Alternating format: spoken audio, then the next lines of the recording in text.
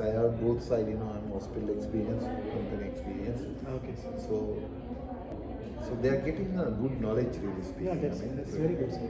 Because I think this is an initiative. What you made is an Yeah, initiative. this is the first step. Yeah, the thing is, see, this biomedical field, only theoretical part, never going to be a successful. They have to work on the field. So the few things we have shown, some how to calibrate infusion pump, syringe pump, so how to repair the BP apparatus, these all already shown.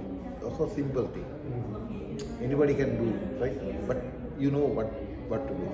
So and also the test equipments. We do have some test equipment, how to utilize those, how to check a patient monitor by utilizing a ECG stimulator and get the readings and see. We have NIBP tester, SpO2 tester, and the ECG. Right, everything is we have. So we will connect to the machine and see, vary the rates and see whether monitor is working or not. Oh, okay.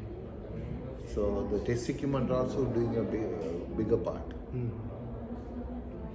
Okay, that's very good, sir. So I will develop this one without